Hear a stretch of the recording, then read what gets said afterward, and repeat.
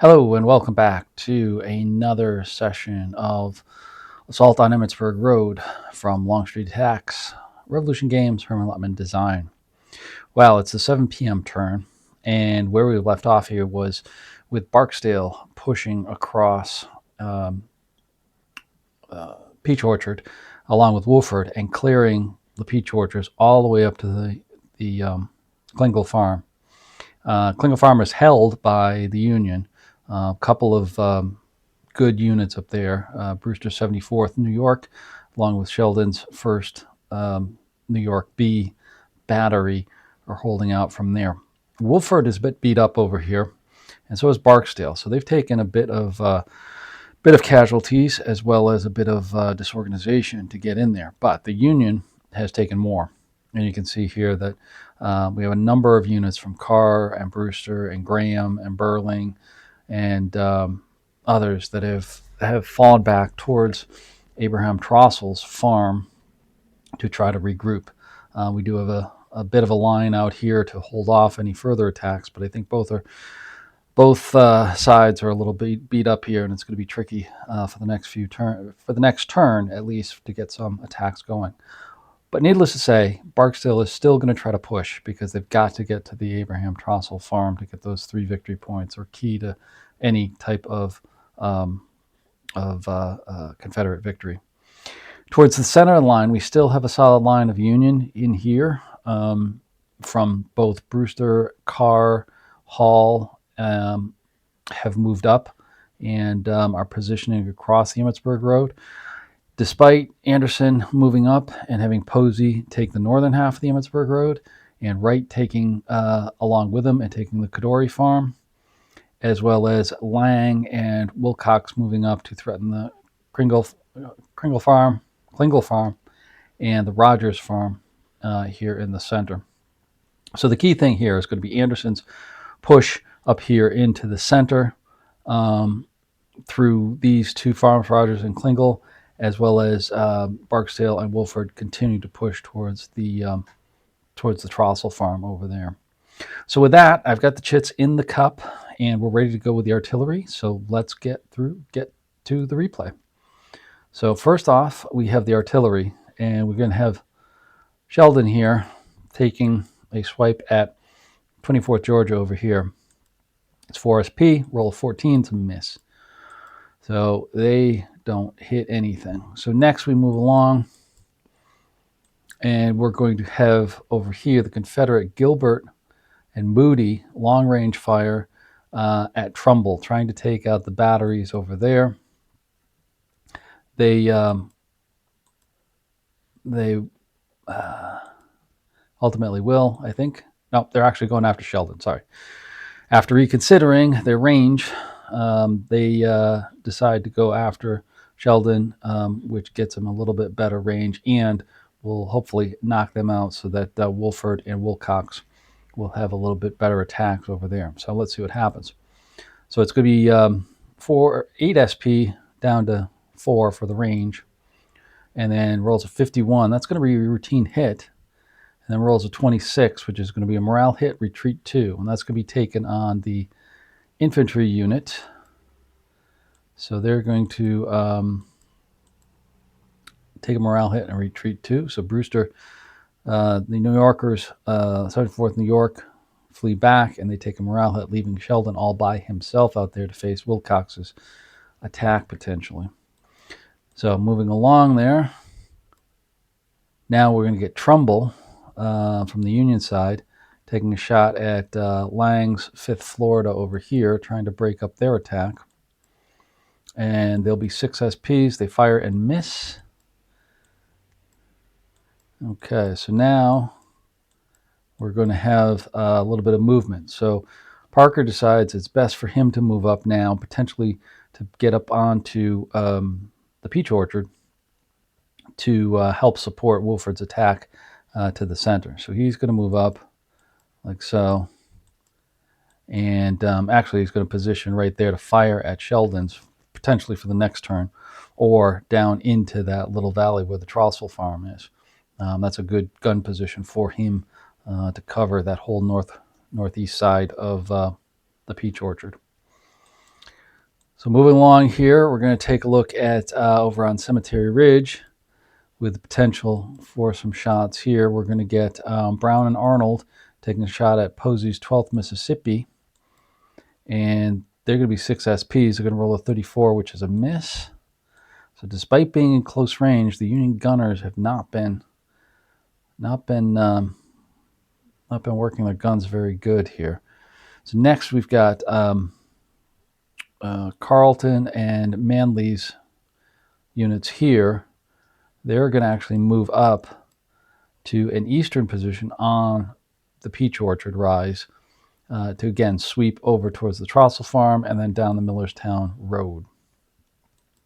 So that sets them up to support an attack by Barksdale. Buckley, he's going to try to recover. He's going to move back a little bit, not this turn, but maybe the next one.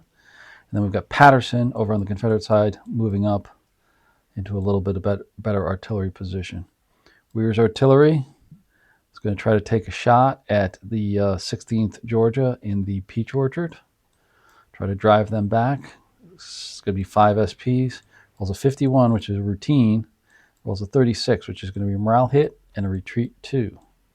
So they're pushed back out of there by some immediate cannon shot from the 5th USC battery in the center. So that holds them off for the Trossel Farm for now. Next, moving along, we've got Woolfork, not Wolfork, but Woolfork. He's going to move up to get into a little bit of fire position. U.S. is going to pass at this point because they don't have anything else. And then we're going to go to Artillery Rally, and we're going to get Seeley's guns. Where are they? Right here. Are going to recover their their morale state, and get back in good order. So give a little bit more defensive position around Trossel Farm. Okay, we're on to the chit pull. So let's get the chits out here, and we'll go to the first one. Is a USA Command chit. So let's get the USA out here. It's Command Confusion, and that's most likely going to be a hold for now because there's nothing to play it on. Yes, it is. McLaws comes out and rolls a 4.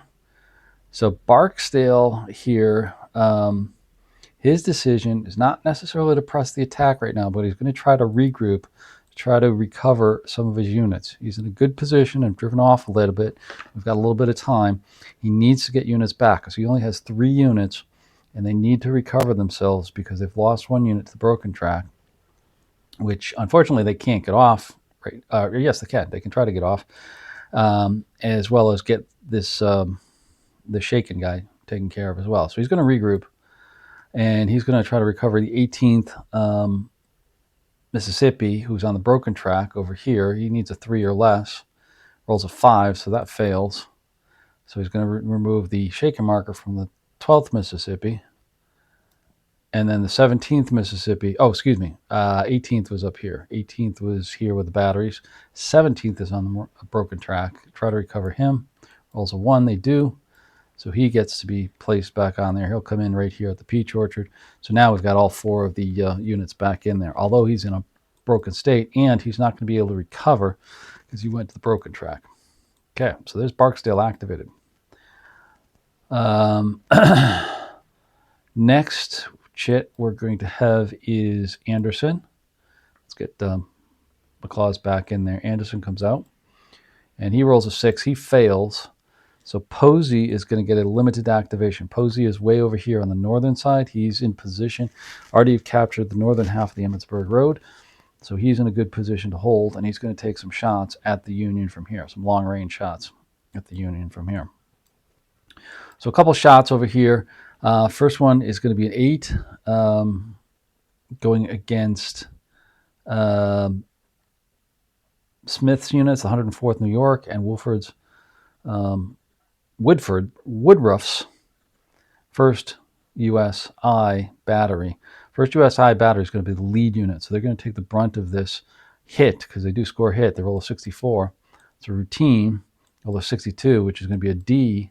So Woodruff suffered some casualties from some long-range sniping at from the Posey's Mississippians, the 16th Mississippi. So next one, we're moving along the line. The 19th Mississippi. Going to take the same shot. This time he's going to roll a 64. Ooh, another hit. This time it's going to be against the Smith's 106 New York. And they roll a 62 or 26, excuse me, a morale hit, retreat 2. So, oh, that should have been Smith's New York. Oh, well, I guess Smith stayed back a little bit farther, and Woodruff took the hit, and he retreated off of there. So a little bit of my personal fog of war, and they take the hit. Needless to say, the Confederates are probably happier about that than the infantry, because that means the artillery is back out of there.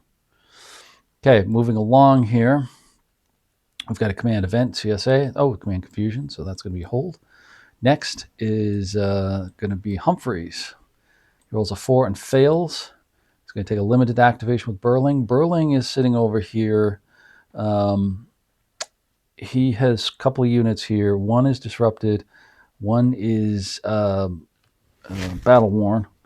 And sitting over here on the side. They don't have much to shoot at, so they'll just kind of hunker down there, kind of not knowing what to do, and a little bit of fog of war for them as they try to hold the line.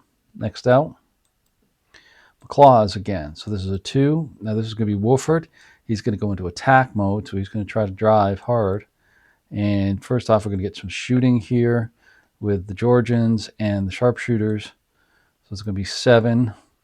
Roll a 2-3, which I don't think is going to do anything. Yeah, it's a miss on the 71st New York regiment. Now they're going to move up. Some more units are going to move up here to support. And here we go. We're going to go into attack, try to take out the 71st New York. I believe that is. Yes, it is. Let's zoom it in there a little bit so you can see it better. There we go with those 3 units of Wolford. So it's a mass attack on them, trying to break that line in the center a little bit more. So first off, there's going to be some shooting, and those guys are all going to team up. So it's going to be 10 strength points going up against the 24th Georgia. Roll a 1-6, which is going to be a miss. So everybody piles in. So this is going to be a 12 to 13 strength point attack against the 71st New York. Roll 34. It's a routine hit. Rolls a 36, which is going to be a morale hit. There's no depletion. Morale hit, retreat 2, and panic 2. Oh, this is going to cause some damage beyond the attack itself. So first off, the morale hit. And then the retreat 2. 1, 2, back into there. And now we've got to take hits and retreats for those 2 units. Both Seeley and Graham are going to retreat back out of there. And that opens up a big gap here in the center after Brewster's units streamed backwards and forced the retreat of the guns and Seeley's units there as well. So that was a big push over there, making it a little bit easier to get to the Trossel farm. There's still a big bunch over here, Burling and Graham's units over here, and this Weir's 5th C battery and Brewster's shaken unit up here, but at least that gets them going. So that's all for Wolford. He's not going to advance at the moment.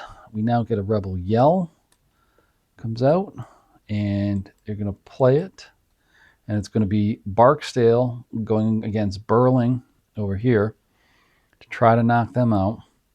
And first we're going to get the return fire, 2-5. That's going to be a miss. And now we're going to do the rebel yell, 61. That's a severe. And 44, that's a D2, 2 morale hits, retreat 2, and panic 3. So it's a break test on the, there'll be a break test on the 2nd New Hampshire. That's the guy at the bottom. Yes, that's the guy at the bottom. He needs a 1. Rolls a 6. And Burling is flipped over for his battle-worn side. The jersey of Burling is flipped over his battle-worn side. And then he's going to retreat back over here. And now we get some panic. One thing I just noticed that the 114th, excuse me, 141st Pennsylvania over here was looking the other way, it looks like, because they missed a potential shot at Barksdale on their flank there, which may or may not have done anything because he's doing a rebel yell, so he's got his cohesions increased. So he's still a 5 there, so it could be tough, but another missed opportunity here for the Union to have done something. So now we've got our panics. We've got another Graham unit that's going to panic. And now we've got Weir who's going to panic. And now Barksdale moves forward. So now they've cleared out a lot of the center line right in here. Let's undo that. Right over here, this has all been cleared out by the Confederates with just Wolford and then Barksdale's 21st Mississippi Regiment, leaving just a scattered of broken and shaken units left to hold off here. So let's continue on to see what happens. Next one is Fog of War, rolling a 1, U.S. Chaos. So they're going to put that on Sheldon's battery up here in the Klingle farm. That means that they will not get any special chits. They will not have, defensively, they will be in a little bit tougher position because their defensive fire will be halved. So a little bit of confusion on their part with the gunners there at Kringle Farm. Next one is Bernie. Bernie comes out, rolls a 1, they activate. So this is going to be Graham, and they're going to defend. All right, that's going to be good because they potentially can rally some of these units that have fleed backwards on here. But first off, we're going to get these 2 shaken units taking a shot at Barksdale. It's going to be a long shot, but we'll see. They're shaken up, and he's good cohesion. So there's 2 SP, 46. That's going to be a miss. Now Graham comes over here. 141st now wakes up and moves over to chase after 21st Mississippi. And now we're going to recover some of our morale hits over here. Next jet drawn is a rally. Okay, Union needs a rally at this point to try to get something done. They play it. They're going to rally Weir's artillery. Take the shaken step off of there. That's actually very good. That brings them back in line so they can cover the Trossel farm if Barksdale gets up there or if Wolford gets up there as well. So let's move along here. New York also recovers there as well because it recovers all the morale in that hex. All right, next, Longstreet sees an opportunity. He comes out. He's going to activate, rolls a 4. He does. So he is going to activate Barksdale to attack. So now this means he's going to get his full brigade going. Before it was just the 1 regiment with the rebel yell, but now the full brigade is going to move up into the attack and try to move out. So first off, we're going to get some shooting. 21st Mississippi shooting straight ahead at those shaken units. 8 SP, rolls a 2-4. It's a routine hit. Rolls a 2-6, another morale hit, and a retreat 2. So they're going to, that bottom unit is going to retreat 2 because that's had the higher cohesion. Equal strength, but a little bit higher cohesion, so we selected that one. Okay, so that's all the firing. Now we're going to get some movement, and here come the Rebs. And 2 units move up there, another movement up there, and we're going to get this type of attack going along there. So 3 attacks going along, really trying to push, much like Wolford did over here, to knock out Graham's units before they can recover. First off, it's going to be the 13th Mississippi, first fired upon by Brewster's units. 2 SP, rolls a 44, which is a miss. They attack.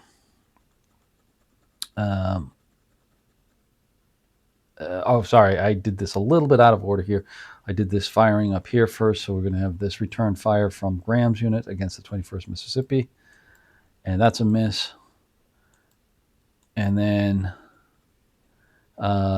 we have the 144th, 141st firing at Barksdale's units, the 18th Mississippi and the 17th Mississippi up there. And they miss. So now that's where I corrected myself, a little bit out of sequence there, but that's okay. 13th Mississippi is now going in for the close combat. Roll is a 6-7. He rolls a 44. That's going to be a tough hit.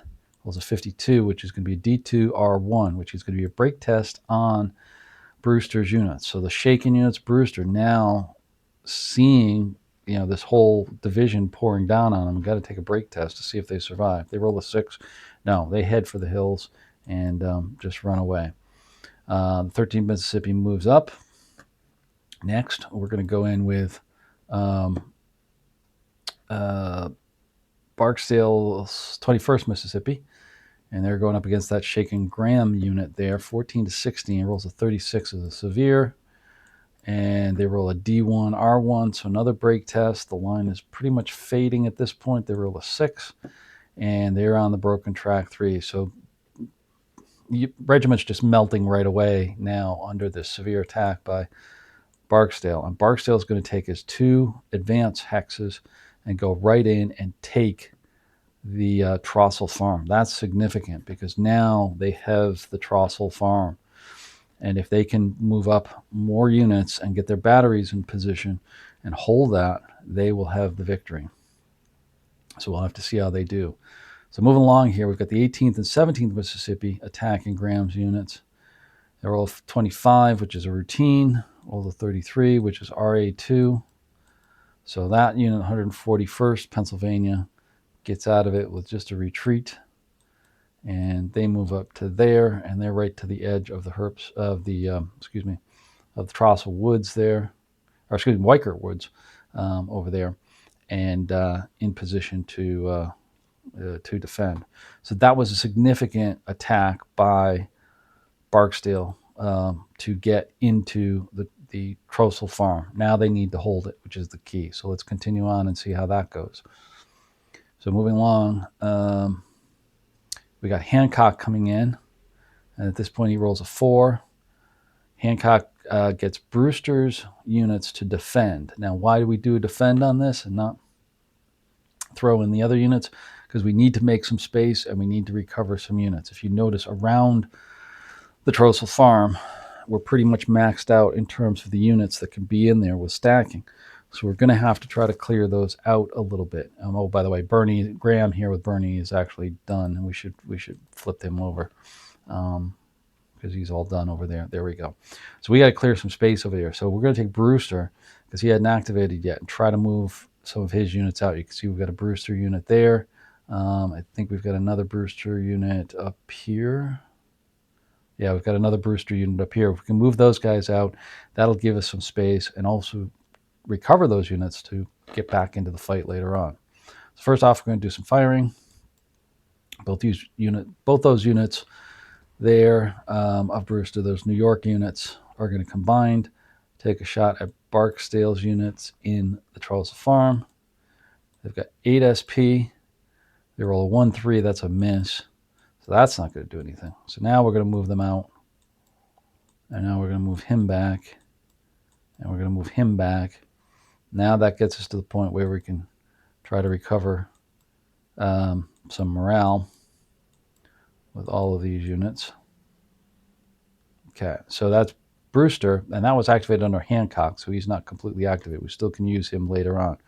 So the thought here being with the Union is that Brewster is now in a pretty good position. He's just reduced. He's got his morale hits done. He's in good order. He's in good order up here. We could potentially use them to support a counterattack that's going to be spearheaded by Harrow's brigade once he comes out to try to retake the farm over here. Okay, next shit is confident for the Union. That's going to be a hold. Next is a good ground. That one is going to be placed up here on the Emmitsburg Road just to protect from Wright attacking across here and keep Hall in a good defensive position. Next one comes out. Humphrey again. Humphrey rolls a 3. And we're going to get Brewster. Once again, we have to take Brewster. He's going to defend. Try to get some more units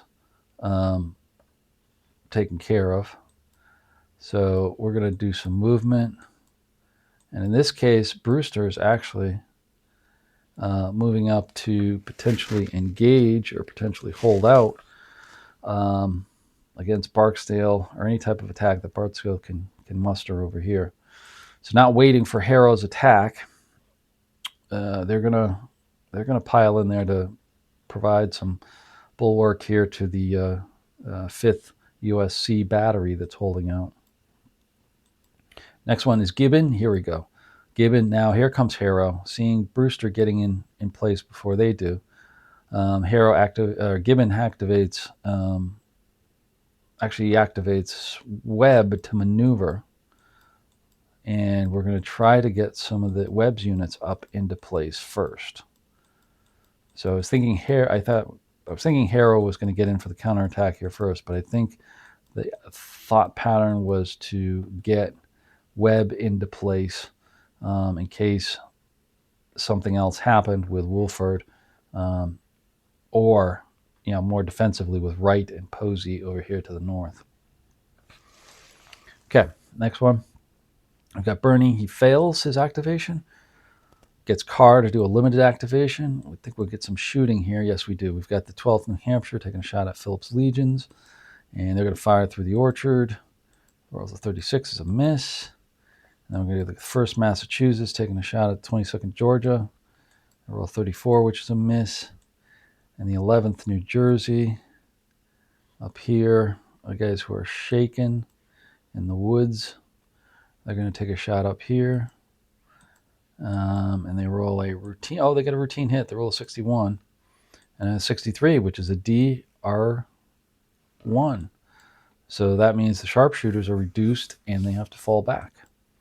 So a lucky shot with their sharpshooting knocks back the sharpshooters a little bit of Wolford. So that's significant because that reduces everybody down to their battle-worn state for Wolford. Okay, moving along here. Another command chit, Confederates as a hold.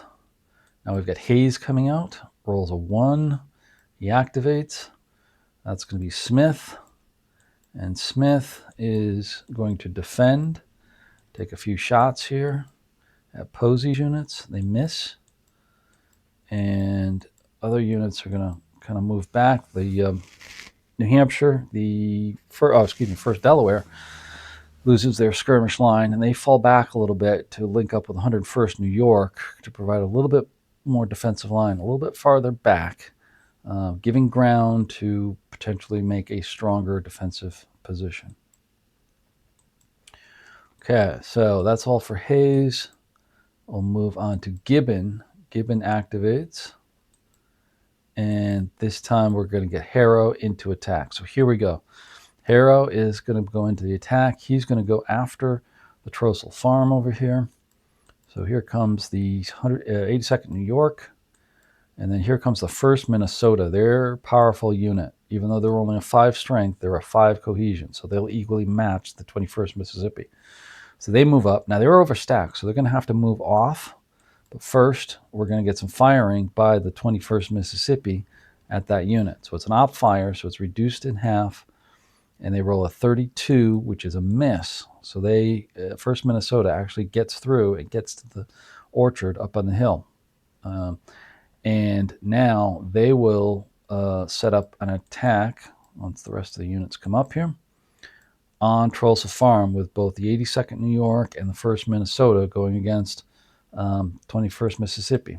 First off, the defensive fire. It's going to go against the 82nd New York. 8 SP, rolls a 34. It's a routine hit. Rolls a 32, which is a miss. So they missed them. U.S. got lucky on that one. And now the attack is going to be a 5 with a +1 for the 3-2 advantage. So it's going to be on the 6th column and be a 5 for the cohesion on Barksdale's 21st Mississippi.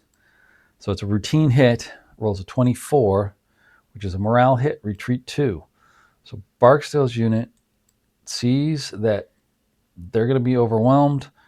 They take a morale hit, disordered, and then retreat back out of Trossel Farm 2 hexes and allows the 82nd New York to come in and retake the farm all in one turn. This is amazing. This is a really, really good, or I should say, it's a really good simulation of the way the battle was fought. It's not 100%, as I said before, but it's really, really close. We see these units teaming up in small unit actions to go after key locations to get the victory points that they need.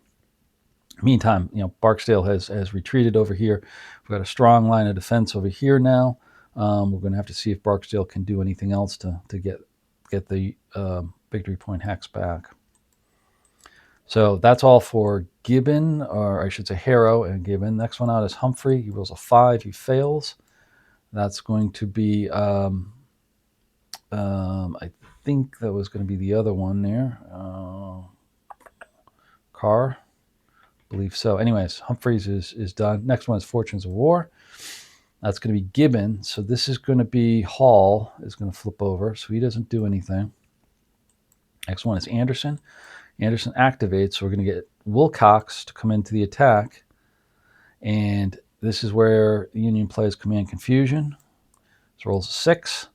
And it's going to be a regroup on Anderson. So they're not going to do anything. So, or Wilcox, I should say. So Anderson goes back in the cup. Next out is Anderson again. They roll a 1. This time we're going to get right into the attack. And they're going to take some shots first. First off, firing at the 1st Massachusetts from the 22nd Georgia. They roll a miss. Next one is going to get the 48th into the good ground hex of the other units there. It's 9 strength points, like down to 4. It's good ground. Rolls a 31. That's a miss. All right, so now they're going to move up past the Kadori farm to the northwest and try to hit the edge of Hall's units, the 59th New York and the 19th Massachusetts, sitting on the edge of Plum Run there.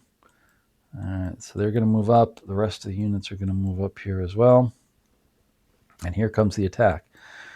So first off, they're going to fire back on the 48th Georgia. It's going to be 6 strength points. It's a routine hit. Rolls a 51. It's a D, so they flip over. Oh, that's heavy damage over there. Makes them battle worn. That's not good from where they sit. So they're going to be battle worn. Now comes the attack, which is now going to change to a 14 to 16. Rolls a 51, which is a tough hit. And that's going to be 2 morale hits and retreat 2. So the New Yorkers are going to take the hit. And let's see here. 59th New York takes a break test. Okay. And they get a morale hit, and then they retreat back over there. Sorry, I looked at the wrong chart. I know what the problem was. I didn't know down there. They actually had a break test instead to see if they were broken, and then they had to retreat out of there as well. Okay, so that drives them out, and they then advance in, or at least one of the units advances in. That was the 48th Georgia advances in there. So they've taken the flank. Now they've left their left flank open to units that are up on Cemetery Hill, the southern half of Cemetery Hill over here.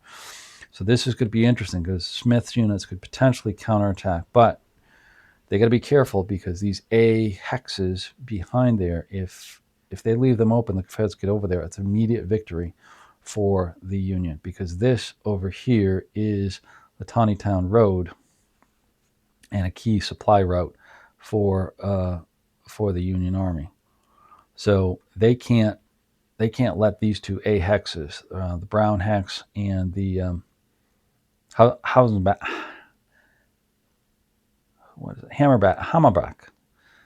house get lost. Otherwise, it's an immediate loss of the game. Okay, anyway, so there's Anderson, and that's where we are with him. So moving along, he goes back in the cup. We've got Anderson again. This time he fails. Lang gets limited activation, so they're going to take some shots here. And it's a routine hit on the 26th Pennsylvania. It's a retreat 1. And that's about it for the Floridians. Oh, no, sorry. There's one more. Take a long-range shot. That's a miss. Okay. So that's the end of the chit pulls. We've got everybody out. Now it's just the held chits. There's not much we can do with this. Union is confident, and the Confederates have a firefight, which they're going to play over here. The 22nd Georgia is going to go after the 42nd New York. Now, firefights never work for me, so we'll see how this goes. So first off, 8 SP rolls a 1-3, of course. They miss completely. Now here we go. Now we're going to get a hit by the Union. Guaranteed. 4 SP rolls a 33. That's a miss. Okay. It missed on both sides, so no harm, no foul. So anyways, there we have it. The end of the turn. We're just doing some cleanup here, and there's the end of the log. So where do we stand with this? Well, at the end of the turn, the Confederates coming back here to the southern end and the Trossel farm, they got in there. Barksdale got in there, but he got pushed back by Harrow's counterattack. Doesn't have a strong background here in terms of support because all these units are battle worn. Same with Wolford, but it's something. They can push back against it. The Union has to recover units over here. They've got some good ones. Brewster has recovered quite a bit. We've got the rest of Harrow's units coming in. First Minnesota is solidly in this orchard up here, so they've got some tough fighting to get through. In the center, a little bit of disappointment because Wilcox did not activate. They got command confusion. The orders just didn't get there, and they got stuck. So they didn't get a chance to attack at the Klingel farm or the Rogers farm up here as well. Lang failed to activate as well. Again, orders were missed, and that center is still in a pretty strong position. Wright did activate, did get a chance to attack, did do some damage, but he had to go way to the northeast to break through Hall's line over there. He's in a good position to roll up the line, particularly with the 42nd New York over here, and push down this way. But he's going to have to get support from Lang in the center to really push and push him down. Posey is in good position. He may move up. He could pivot around and potentially take this critical Cemetery Ridge hex that could give him a couple more points there as well, because this is wide open. This is not a unit that's just a marker chit over there. So they could easily push around the back over here. So the Union's going to have to do some filling in the gaps. Smith is probably going to have to advance a little bit to fill this gap. Maybe Webb comes back a little bit because the center here is holding pretty good. But we'll have to see. That's going to be for the next 720 turn to see what happens, and see if what we're going to need to do for that. So hopefully you're enjoying this. Went a little bit longer here, but it was getting a little bit more narrative in here as well. Please like, subscribe, and comment. Love to hear your comments about this. And stay tuned for the next episode. Probably come out in a couple days for the 720 turn. So thanks for watching. See you later.